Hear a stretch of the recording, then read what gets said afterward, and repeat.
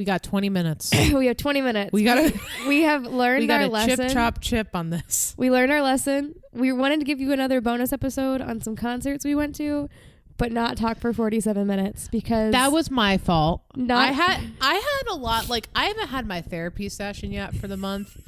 So, like, I had a lot to unpack. And I'm sorry the audience has doubled as my doctor for that. That's what we have a podcast for, right? That's exactly it. Didn't you know podcast is just free therapy? It really for is. Me? It's one-sided free therapy where we get to talk at you. Listen to our problems and diagnose us in the DMs. I think you guys enjoyed it though, because like a bunch of people listened to it, so we're doing it again. Props for that. But it threw our schedule off that week, so we're not doing that again, guys. So this is under a time constraint. I'm gonna set a timer right now. We're starting a timer for 20 minutes. Okay, it's going. Okay, who are we talking about first? We're gonna do them in order that we attended. We've attended. Between the two of us, we've attended 3 shows since our last recording, 2 together. I saw one on my own. So let's start with Billy Idol, which I won tickets to. So shout out to our local radio station for those tickets. I entered every day for like 3 weeks. And it worked. Can I just say, you are my best friend. Wow, really? Thank you. But I had no idea. Yeah. You know, sometimes I just think at night and I'm like, man, Leah is my best friend. Thank you. So I won these tickets to, it was an outdoor show in Roanoke at the Elmwood Park, which I had never been there as a venue. I've been there for a race. Like that's where the marathon in Roanoke starts. It got packed. Yeah. That venue, what did we look it up? It held like. It was an outdoor venue. But it held some ridiculous number of people. It's like 5,000. Yeah. It's an outdoor venue. And we got there because I am the way I am. We got there right when doors opened and could only sit about halfway back though. Like that's how full it was already. And so how it's kind of set up like an amphitheater and there's like little concrete slabs you can sit on for each level. And then there's just this giant hill which behind is just GA seating. That hill was filled to the brim. I was shocked at the amount of people at that show. Yeah. But it was so good. It was great. Liz Cooper opened, which we want to try to get her on the show. I tagged her in a story and she said she would come on, but she has not replied to my DMs since She's a real cool artist. I was not a fan at the beginning, I will say. Yeah. If she comes on the show, I'm going to tell her this. Like, she won me over in her opening set. Because at first I was like, I have to listen to this for 30 minutes. But it's just a little experimental. It was pretty experimental. It was very like,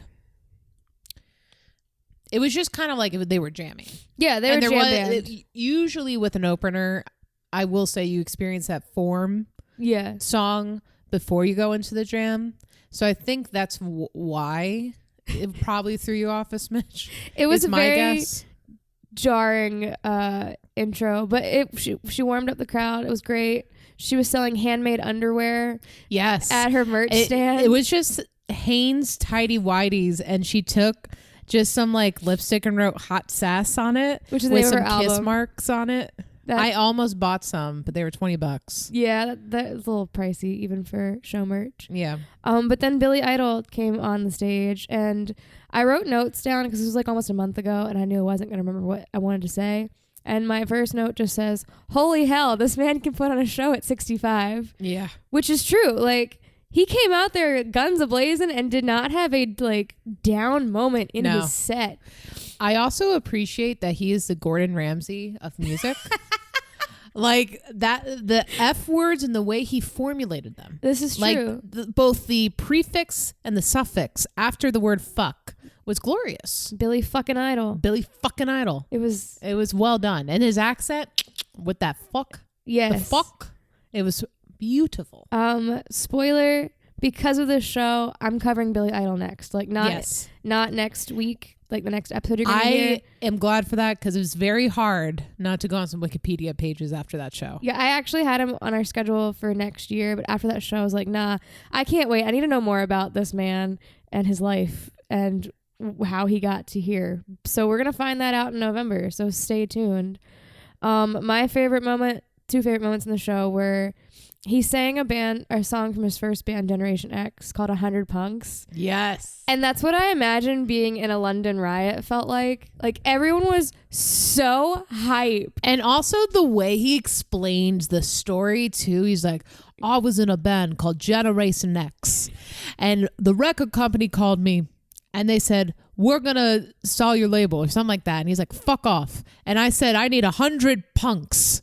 They had these like 100 people that they would just call to promote their shows because there's no internet. We didn't have the internet. It was so great. So they literally had a phone tree where he would call 100 people, and then those 100 people would call like their 5 friends each. Like, it was crazy.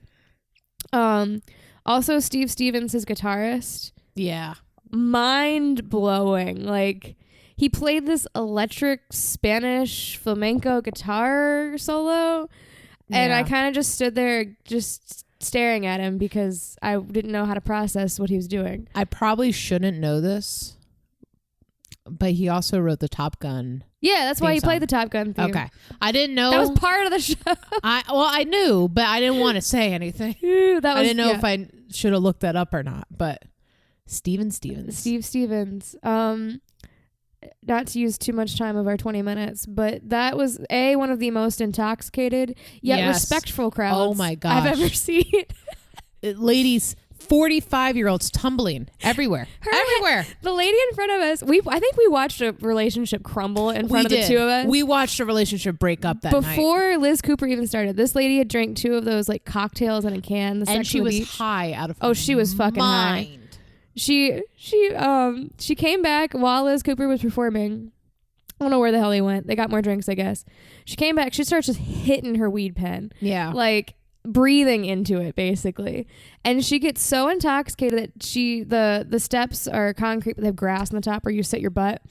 And she falls back and hits her head on my feet because they're directly in front of us. Twice. And I like brush it off, whatever. She's not bothering me. But then I guess she asked her man, which first up, this couple was in their late 40s, early 50s, and would not stop fucking touching each other. Yeah. It was like sitting behind 2 17-year-olds, which whatever, you do you. But she like reached into his pocket and pulled out his wallet to go get more money, I guess, to go get more drinks. And he tried to cut her off, and she stormed off. And then we never saw her again. The entire show. She was gone. She was gone before Billy even took the stage. So I've been thinking about her a lot since that night. I hope she's okay. I hope they're okay. But I feel like they may not be. He came back. He told the couple that they were with, like, that they were leaving, and then we never saw them again. Yep. So, I definitely watched that relationship crumble. That's any more Billy Idol thoughts? Yes. We have to talk about the 3 jackets. Oh, yes. So literally, I gave it away. Oh, well. But so his second song, he plays the first song. I don't know what it was. Don't ask me. But then he plays the second song. And he it was definitely one of those like love making type songs, as much of a punk love making song that you can have. And he literally starts, he has this long like leather-esque jacket. Like a trench coat almost. Like a trench coat style. And he just, is back by the drums. He's his back towards the crowd. He just starts doing that little like strip tease, like taking it off. And there's another jacket on. And I'm like, this is brilliant. And then he takes off the second jacket. Same format, same strip tease. And then there's another jacket. There's 3 jackets. This man is cold. Get him a space heater on stage. God damn it. He's 65. His blood is thin, okay? Yeah. The blood's thinning out. This is how you treat your celebrities, Roanoke. And then he takes off that jacket. And he's wearing a mesh 80s top. It was fantastic. And then he takes that off. And then he puts 2 jackets back on. It was such a long drawn out thing. It was great. Me and Leah lost it. We were feeling our alcohol at that point. Yeah. It was the funniest fucking thing we saw all night. And then the show just got better than that. Like, such a good show. It was great. He also put on his own merch at the end just to take it off and throw it into the crowd, which I appreciated. So someone out there got a Billy sweat soaked, and then they'll wash it again shirt. Then like literally the next day, I drove to North Carolina to see White Reaper at Cat's Cradle, which if you're in the Tri-City area in I almost said New York City. It's in Carsboro, right? It's in Carborough. Which is near Chapel Hill. Mm-hmm. It is the tiniest, most backdoor hole-in-the-wall venue. But I love it. I see it on tour schedules all the time. They get like great bands. It is teeny. So there's the Cat's Cradle, which is where White Reaper was, and then there's the Cat's Cradle back room, which is even smaller. It's a secondary venue. That's where I'm seeing Des Rocks next month. So nice. Stay tuned for that report. And it's just the cutest little like hole in the wall. Like it's not nothing special. You enter in the back of a strip mall. Love it. But it was really fun. It was. I don't want to talk about their show too much because it wasn't anything like mind blowing for me. I enjoy White Reaper. I'm just not like the Struts are our next show we're covering and they need more of the airtime. Okay. I will say, I don't know if this was them or the venue, but the sound mixing was not great. And I really could not hear the vocals to the point where sometimes I had no clue what song they were singing. Oh, I hate that. And I was on the rail, so that might have partially been my positioning. But also, if you listen to their records, they already have very low vocals. Like their vocals are not hot. So it was just really hard to hear. Yeah. But I mean, it was really fun. They were just vibing. The crowd was vibing. It was very strange. I was one of the oldest people in the crowd because it's a college town. It's near UNC Chapel Hill. Yeah. It's right. Everyone already thought you were 18 anyway. Yeah. I mean, they probably didn't realize that I was not a college kid, but I knew I wasn't a college kid. Also, I learned I'm never fucking wear my Doc Martens to a show again. That was a dumbass idea, and my feet hurt before the opener even started. I bet. Vans only. With the Dr. Scholl's slip in them. Yes. Okay, we have 9 minutes left on the timer. Okay. So let's talk about the Struts on Saturday. Yes. My Struts cherry was popped. Struts, Bethanne's first Struts show. Please tell me about your experience. Okay. We like kind of talked about it in the car, but we purposely have held off until this moment. So let's lay out the day a little bit. Get your timer ready. In which I made Bethanne get to the venue at 1 p.m. for an 8 p.m. show. And that's fine. I don't mind that because we started off by going to Juan Gonzalez. Oh, if you're in Richmond, go to Juan Gonzalez. I got the beef bulgogi tacos. Man, I could have ate like 2 more of those. All of us, shout out to Tammy if you're listening. Yes. We all enjoyed what we got. Tammy is a new friend of mine. I absolutely love her. Just enjoyed hanging out with her so much. So yeah, we get there at 1 p.m. and there's already 2 people sitting with their chairs underneath an awning because it's raining. Yeah, it was raining real hard. It was raining real hard. And so yeah, I mean, as far as for like the first couple of hours, it was just a matter of waiting, trying not to use my phone a lot. So I went walking around a little bit. Got yelled at. Okay, I walked into the Virginia Library or Library of Virginia, one of those 2. And like, it's a Saturday. They're usually open. And I walked in and the security guard is like, "Stop right there. What are you doing?" And I'm like looking around. She's like, "The second floor is closed." Okay. And I just turned around, but it was so like abrasive. Like, and I looked at I was like, "Are they open?" And they were open. So there was no signs on the door or anything. Anyway. They knew you weren't from town. They could smell the Yankee on me. They could. "Stop right there. Get out here." So, I mean, the first couple hours was fine. Just waiting around. But, the show really started for me when the VIPs went in. Because I left you outside. And you left me outside with general admission. And I knew it was going to be interesting when Brian, is his name? Brian. Who had the stickers. Oh, yeah. Brian he made these really cool buttons and stickers to say the Struts. And he handed them to me and he said, "Just hand these out in the general admission line." And if someone's going to make them, I'm going to honor that. And the thing I do love about the Struts is like how excited everyone just gets about their band. And when we say bag of stickers and bag of buttons, it is a gallon-sized baggie of each that is fucking full. So I was standing next to this couple that would hold my spot in line. I kind of take like 20 or 30 minutes wait for the line to get down. And then I just, start handing them out to people and all was fine. So I was just, standing, looking around, having a conversation with people around me. And then, so I'm going to get a little political here. Because first off, you should be on the right side of this argument. And also, if you're going to go see live music, get your fucking vaccine. Yeah. If you are not on the right side of this argument, I'm sorry.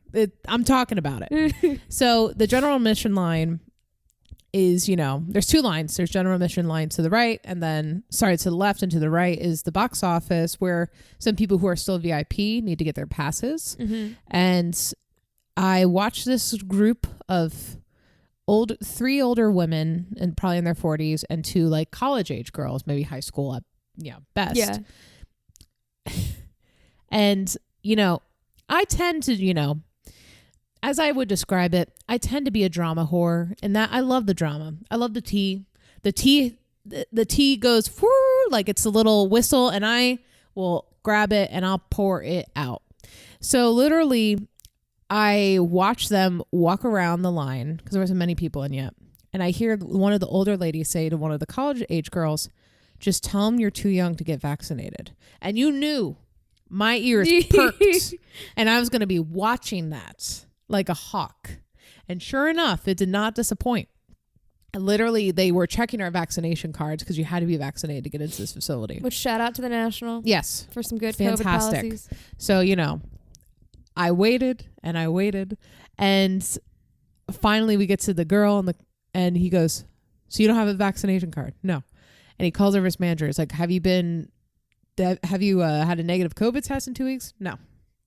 And she waited outside for 30 minutes while the other three went in. And as the three go in, one of the older women yell, "My body, my choice," which tells me you have a fake vaccination card. Oh, yeah. 100%. Like, you confirmed it.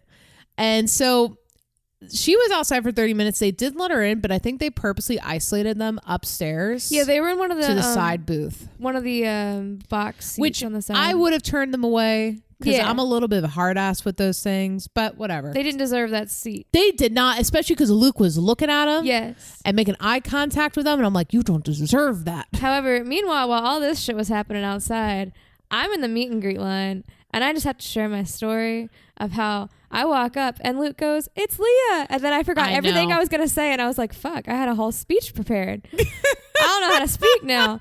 But I made a sign because Jed was out with COVID, and I made a sign that looked like Return of the Jedi, but it said Return of the Jed, and they all thought it was fucking hilarious. It was great. And then right as I'm getting ready to like walk away, Luke says, "Tonight's going to be a special one," and then winks at me. And I'm like, what the fuck does that mean? Stay tuned for what that meant. Yes. So then I get into the venue, I grab my drink, and I was going to sit in the balcony because I do have some back issues, but I decided to stay in the front, which I'm very glad I did. I met some absolutely incredible people surrounding me. Like, shout out, I don't know her name. Anna?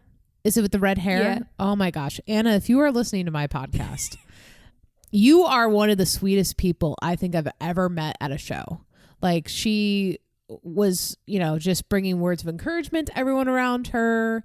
She was a mom of 3 and just talking about like how she wants all of her kids to know how like beautiful they are and how people around her are beautiful. It's such an amazing human. Like, such an amazing human. And then there was the 2 girls in front of us. One was named Hannah and one was, I don't remember the other one's name. I don't remember. One of them had kick-ass bell-bottom sunflower pants. And I'm in love with them. But they were awesome and they were fun to talk to. And then Tammy was there, of course. And, so I went to the show.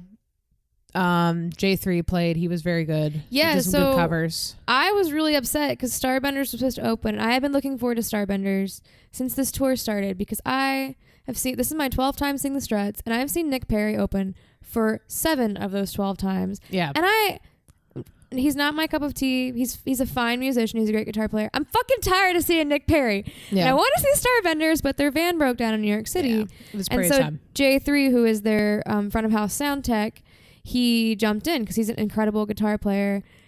And it was so much fun. He was playing covers. It was great. And the crowd was just, everyone was so fucking happy with his cover set. And he's so good. I have some videos on my YouTube.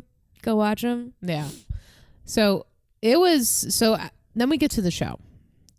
And, they all kind of run out on stage. First Geth, then Jed, then Adam. And they just have like so much energy. And I love how much energy they have on stage. Like it's really positive energy too. You know how like sometimes there's just energy, but it's like almost a negative energy. Yeah. Mostly in the metal scene. They're like, get on stage, raw energetic. Like, that's right. Now go beat up your friend. No. No. But I'm just kidding. But just so positive. And then Luke comes out and they do songs and all stuff.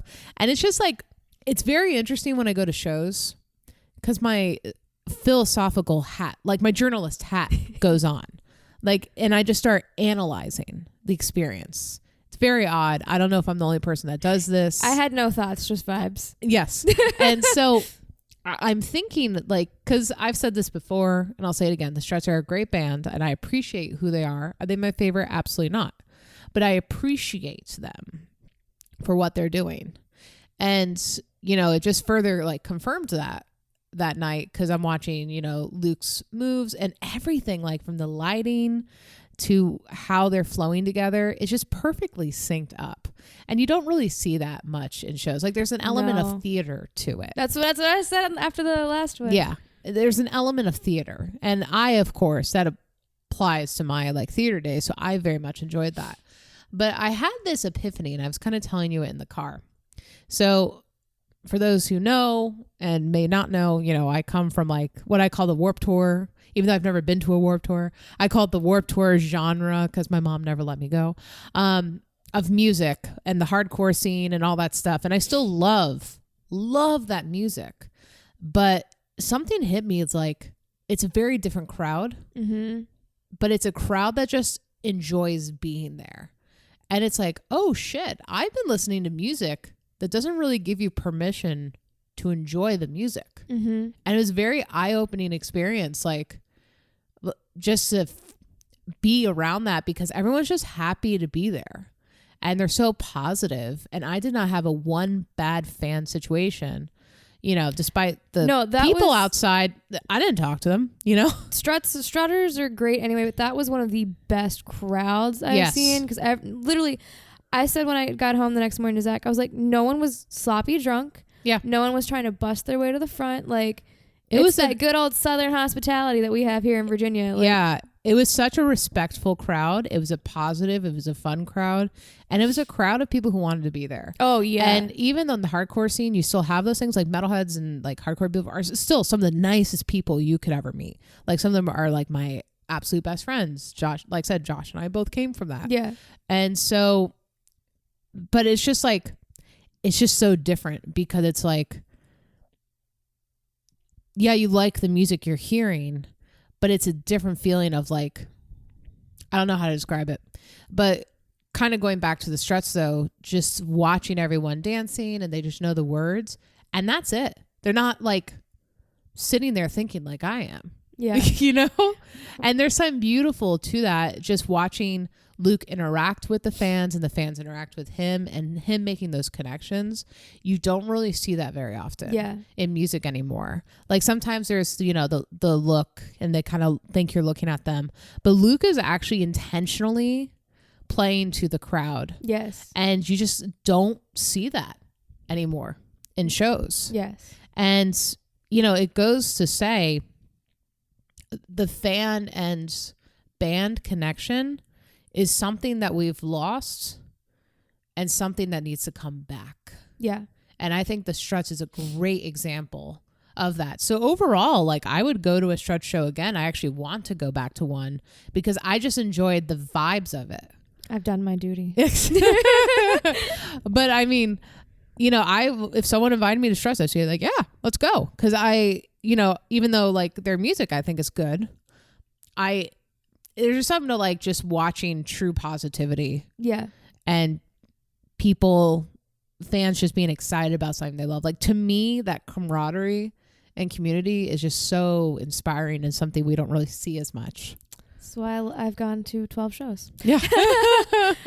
We have hit our 20-minute timer, so I don't want to go too long. But I will say why it was a special show. And that is like 5 or 6 songs in, Luke just took his shirt off, which I have never seen him do. We have gone to a lot of shows where people have taken their shirts off lately. It's something that, yeah. What is with that? Between 30 and 65. Yeah. don't know why he did that, which I'm not going to complain, but I've never seen him do that before. And so it literally happened, and Tammy and I are in the front. Bethanne's like 2 rows behind us. And we just like give each other a look, and we're like, what is happening? And it just stayed off the whole time, and I'm not going to complain. And I was looking around, and I'm just like, is this normal? It was not normal. That's why it was special. And I also would like to say that my crowning achievement in life now is that during Dirty Sexy Money, Luke looked me dead in the eye and said, watch your fine ass walk down the street. Ooh. And I have that on camera, and I would like that just to play on my gravestone when I die. Well, I'll get a GIF. Yeah, please. And I'm going to hook up a video now. Yes. I forgot that was a thing. From the early 2000s, and it's just going to floop. Yeah, that's all I want. It's going to keep looping. Get one of those digital photo frames and just play it on a loop. Watch your fine ass walk down the street. Yeah. Kudos to you. Yeah.